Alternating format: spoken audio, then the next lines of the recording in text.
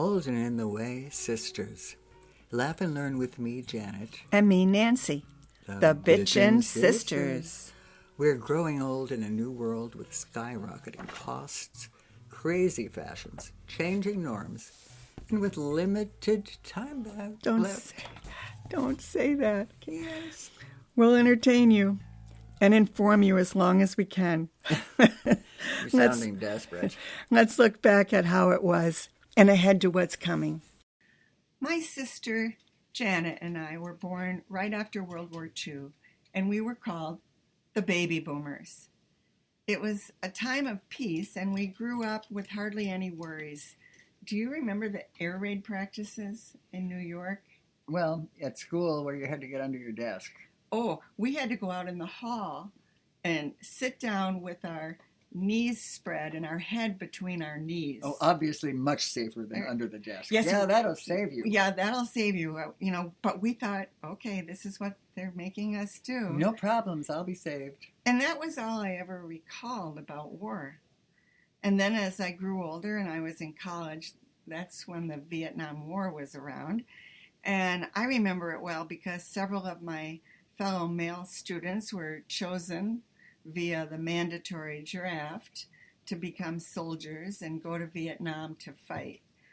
I even protested against the war on campus at Florida State, and I even hitchhiked to D.C. to protest. Ooh. But I must say, for all of my life, all 75 years of it, I have never been as scared as I am now about our country. When I compare it to the democratic laws I lived under, it's not quite like that anymore. It's been a slow but steady slide, kind of like a dissolving marriage, bit by bit, until all of a sudden there are two distinct sides vying for control, two versions of the truth, and a very scary future. So how has it changed? I'm going to give you some personal examples. For one, I never asked anyone what party they were affiliated with, not even my husband's. It never mattered. Now it can be... I have no idea what our parents were. No, me either. Nobody. Didn't come up. Now it can be a deal breaker if you're at opposite ends of the political sphere. And second, we always watched Walter Cronkite at 5:30 at night in our houses, and he gave you the news straight up and let you do the interpretation.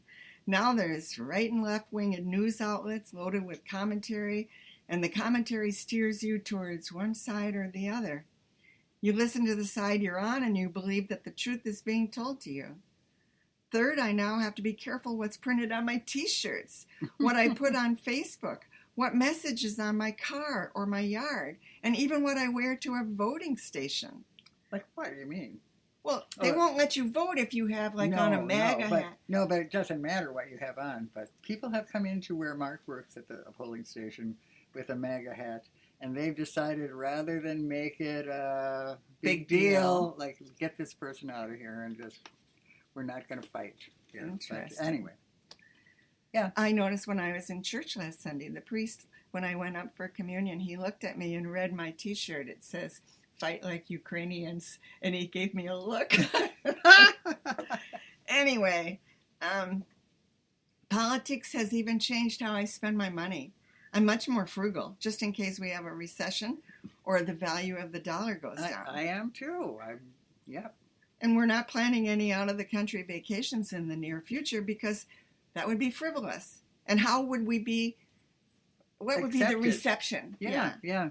So I'm not trying to scare anybody, but I am here to share how I'm dealing with the present plight of our country.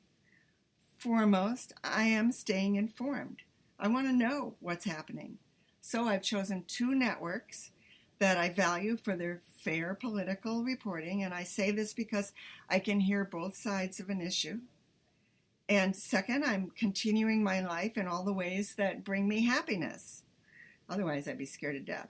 I walk almost every day, and it ensures I am exposed to outdoor natural weather. I'm not cooped up inside.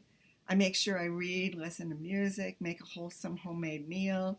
The books I get from our local library are free, and I continue to volunteer and seek out friends who keep me uplifted. Well, recently, Janet, I reached out to the priest who married us and told him I really wanted to talk to my friends who I knew were supporters of the opposite political party about their beliefs. Yeah. But I told him I was afraid it would alienate us, and I really didn't want to do that. And he advised me to ask a question and then listen to their answers, and then ask questions or offer information that might get them thinking.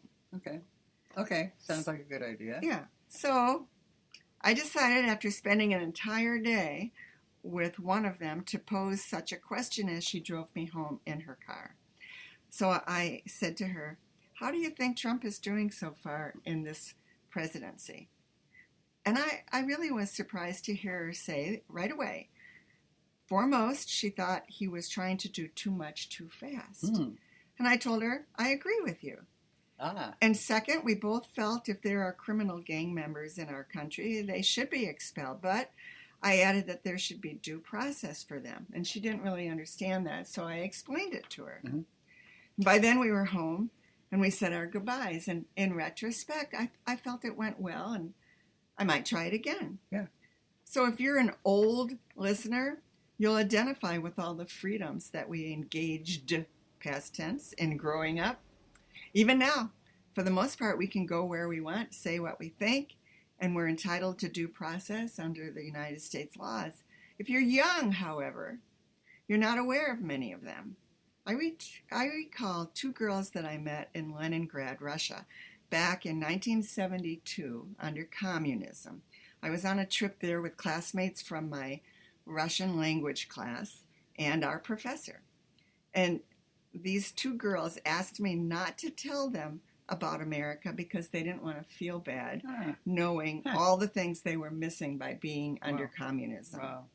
They were even being risky, they told us, by talking to us because a neighbor, you never know who, might turn them in for talking with Americans. And in Moscow, they told me if they wanted to move, they even had to get permission from the government. That was like, what? I'm old now, and I've lived a wonderful free life, but our young people, they might find themselves thinking back on the good old days of the early 21st century when they had so much more freedom. I certainly hope it doesn't come to that. But when you see and feel the writing on the wall, when you wait in vain for the rule of law to prevent a complete takeover, then ask yourself, who will you vote for if there is even voting? Who will you listen to for the truth? And if the voting is fair and everything. Right. Yeah. And if there are even journalists. Right. And who are you allowed to be as a person? That's the biggie. We come to you twice a month with new episodes. Some are funny, some are serious, some are just our crazy opinions. I hope you enjoyed our show. Me too. It's been a pleasure. Music by Hall and Sidnor.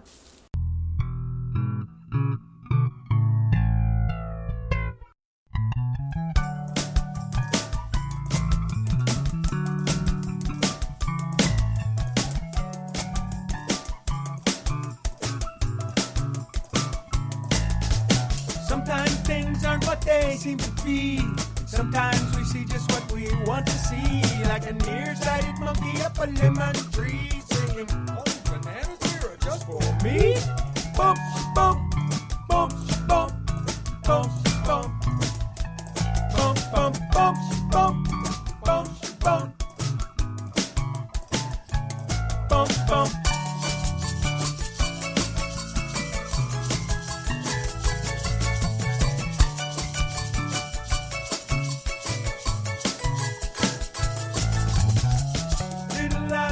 Laughed and laughed. Saw a purple monkey on a pink giraffe. Mama asked the doctor, "Tell me, what is that?" The doctor said, "We better cut a dose in half." Bump, bump, bump, bump, bump, bump, bump, bump, bump, bump, bump, bump, bump, bump.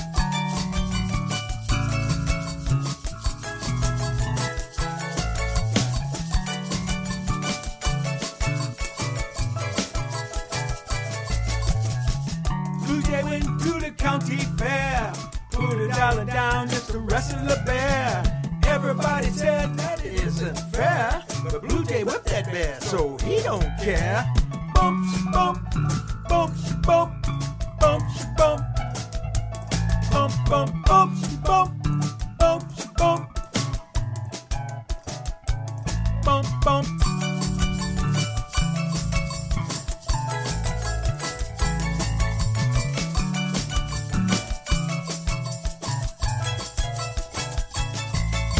Polly wants a cracker, doggy needs a bone, baby needs new shoes, but mama wants a phone, a big pearl necklace and a TV set, and you know whatever mama wants, mama gets. Bump, bump.